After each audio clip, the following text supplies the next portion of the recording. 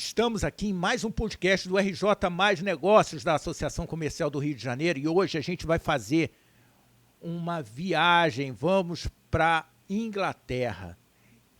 Estamos aqui com Rafael Kling, doutor, estudou na Inglaterra e veio conversar conosco sobre inovação e um monte de coisa. Vem com a gente.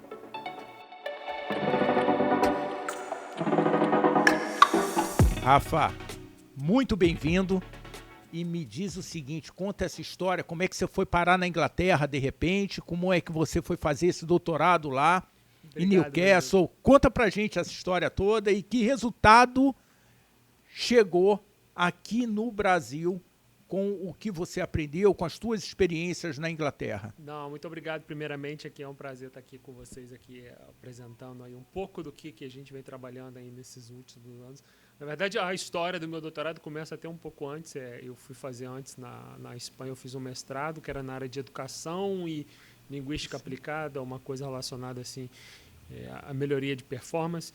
Quando eu fui fazer meu doutorado na Inglaterra, eu estava trabalhando com a combinação de inteligência artificial e realidade virtual para entender impactos. Assim, era muito relacionada a muita área de engenharia, né? Entender. Estava muito ligado ao desenvolvimento de software e por isso que entrava muito essa área de inteligência artificial para você entender quais eram os fatores que influenciavam a tomada de decisão. E a gente desenvolveu lá um programa de computador que simulava terminais intermodais de carga. E quando eu estava terminando esse meu doutorado, eu estava com uma ideia de fazer um pós-doutorado que era um pouco a sequência daquilo, mas era relacionado a entender como que as pessoas interagiam nesse espaço virtual, né? Então, a gente, ao invés de você só simular o terminal, você botava uns óculos de realidade virtual na pessoa e entendia como é que elas se comportavam quando tinha alguma situação de emergência, se tivesse um incêndio na estação, como é que as pessoas se moviam, como é que uma pessoa em cadeira de roda, como é que um idoso. E aí, essa era a ideia que eu tinha para fazer o meu pós-doutorado ainda lá na Inglaterra. A minha universidade lá é muito forte no estudo de envelhecimento, né? Então a gente começou a conversar com muito o pessoal que estudava essa parte de envelhecimento e aí pegou um caminho um pouco diferente, porque quando eu comecei a entender mais a respeito do envelhecimento, a gente começou a tentar entender como é que esse tipo de tecnologia podia auxiliar nas pessoas com Alzheimer, demência. Aí que eu comecei a entrar um pouco até na neurociência. Esses óculos que a gente usava lá, ele foi adaptado, a gente conversou com o pessoal lá da área médica e desenvolveu uns sensores que começava a ler as ondas cerebrais conforme as pessoas estavam submetidas nessa situação de estresse, né? Então, isso é uma coisa que na época era muito novo, né? Isso tem uns 4, 5 anos, assim. Quando a gente não ouvia falar de inteligência artificial ainda, né? Não, e desses sensores, a Neuralink ainda era um protótipo, nem o Elon Musk estava metido nisso. Então, assim, o que eles chamam lá de interface cérebro-computador era uma coisa muito nova. E, assim, eu comecei a trabalhar nisso, assim, era tudo mato ainda, e a gente começou a entender. Assim, o projeto que a gente fez para Alzheimer se provou que era muito bom, funcionava muito bem, mas tinha alguns detalhes, porque ele funcionava se você fizesse uma medicina hiper personalizada.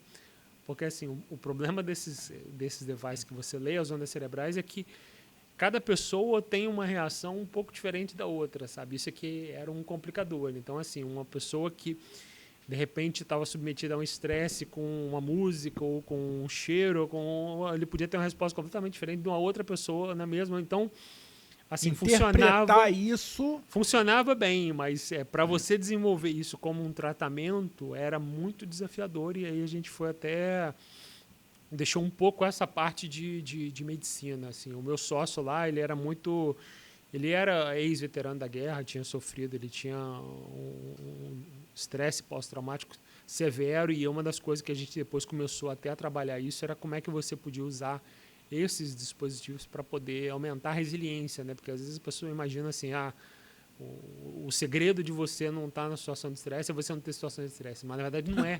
É o contrário, você tem que se botar nessa situação de estresse o tempo inteiro e você conseguir sobreviver naquilo. Assim, o pessoal fala que o Tiger Woods, que era aquele golfista mais famoso de todos, assim, quando ele estava começando, o pai dele botava uns headphones igual esse nosso bonitão aqui, sem o RJ+, mas botava uns headphones botando uma música super alta, um heavy metal, e ele tinha que jogar super calmo ali com aquela música. Então, assim, a pessoa que treina numa situação de estresse, quando ela vai estar numa situação de um jogo que tem gente aplaudindo, para ela não é nada aquilo, sabe? Porque ela já treinou numa situação extremamente pior do que aquilo. Então, assim, uma das coisas que a gente acredita que essa tecnologia pode assim agregar muito para o esporte é você se botar em várias situações e entender como é que você se comporta, como é que é a sua resposta emocional nesse tipo Rafael. Imagina você prestes a pegar o pênalti decisivo ali.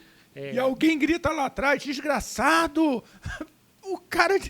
Porra. Não, imagina, Roberto Baggio vai cobrar o último pênalti ali, que é a disputa do Tetra. Ele é a última pessoa, aí o cara vai perder. O cara tá correndo, sabe? Então, assim... Influencia. Você sabe, Rafael, isso é muito interessante. Eu fiz a iluminação de vários estádios e entrei no Maracanã, no campo, durante a obra, durante o projeto. E aí você entrar no Maracanã, no campo, olhar para cima com tudo vazio, você fica imaginando qual é a pressão que um garoto com 17 anos, com 18, vai sofrer ali, uns gritando, mata, e outros gritando, é o cara, vai! Como é que isso funciona? Você está falando da neurociência. Como que um time, nós tivemos aqui conversando com dirigentes do Flamengo e falando muito da neurociência, usar a neurociência para desenvolver, alcançar um novo degrau no esporte, né? Como é que isso funciona? Então, essa solução pode ser aplicada. Eu acho que a gente tem assim, três grandes vertentes assim, dentro da neurociência. A primeira é essa que você está falando, aumento de performance. Isso é fantástico, assim, você pode usar ela assim, não só para o esporte, qualquer situação.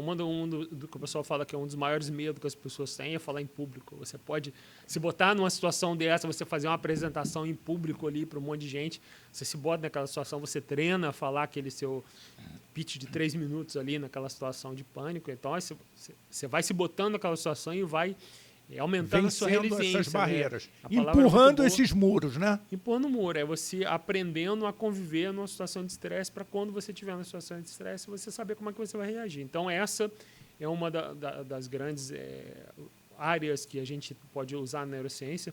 A segunda é reabilitação. Reabilitação é assim, um negócio...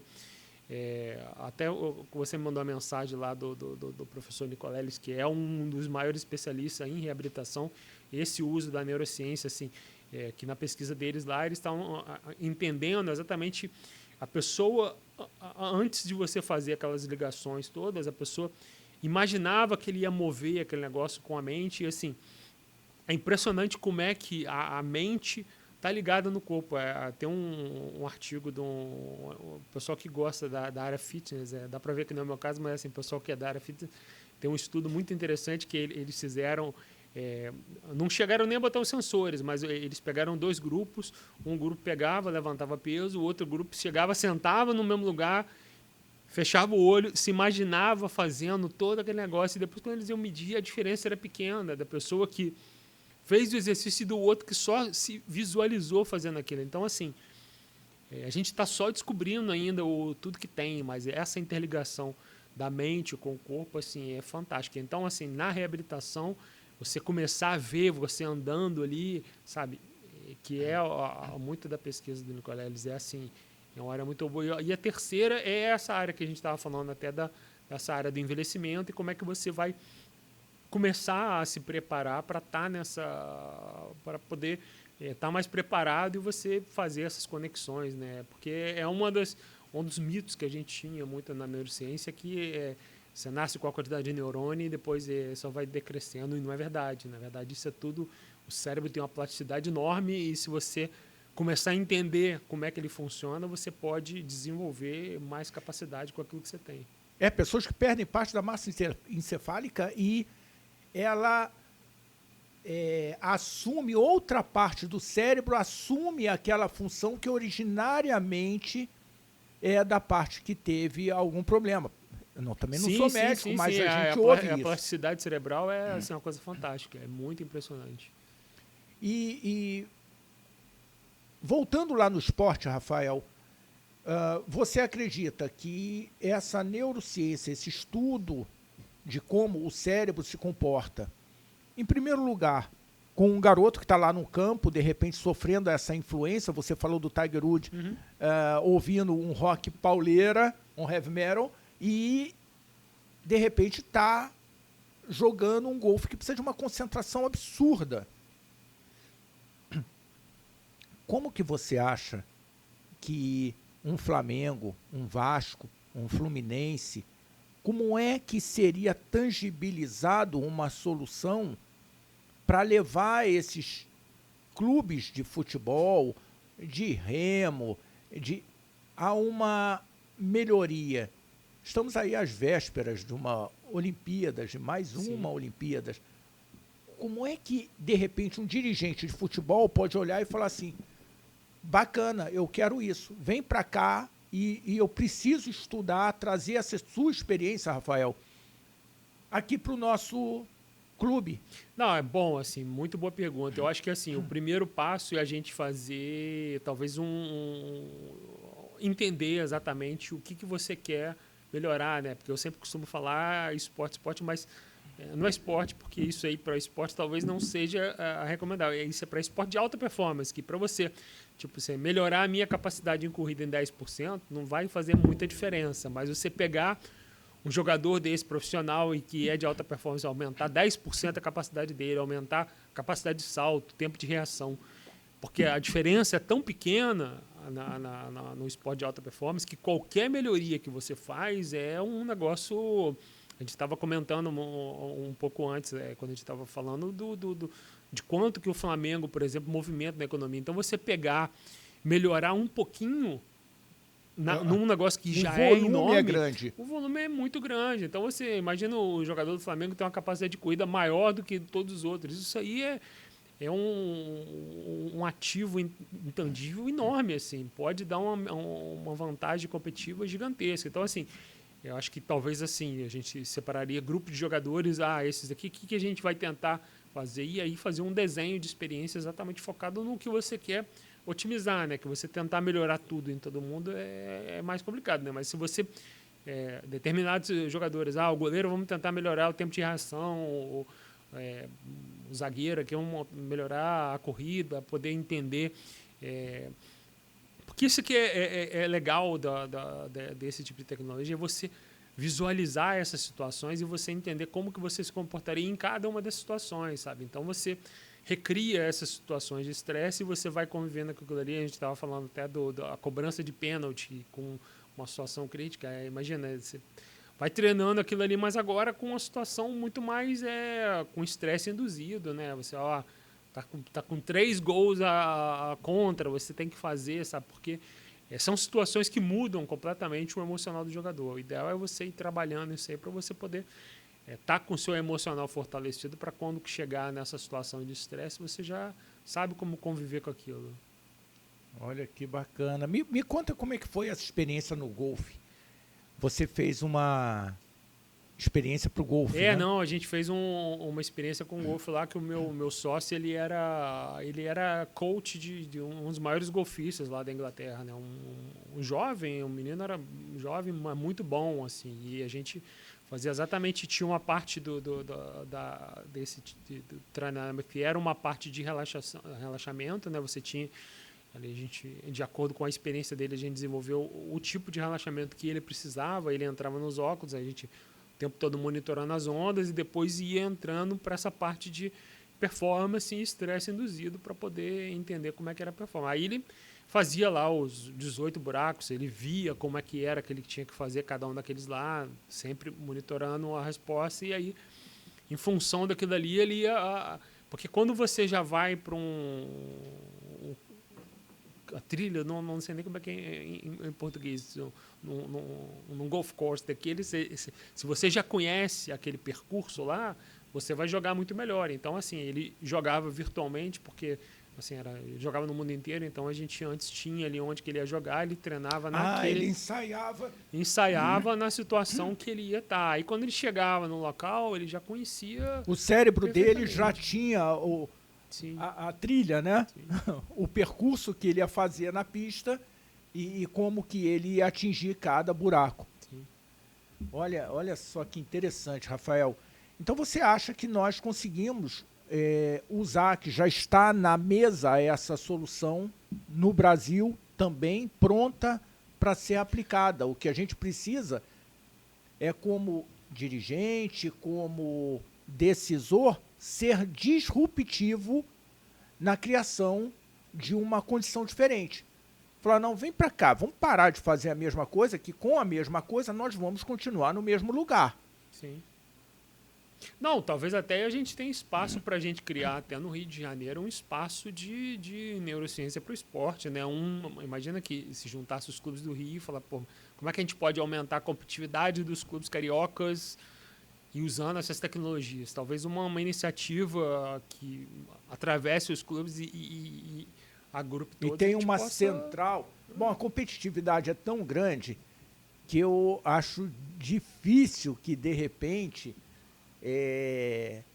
eu vi o Nicoleles falando, o professor Nicoleles falando de, olha, eu tentei fazer isso no meu time do coração no Palmeiras, não consegui fazer no Palmeiras.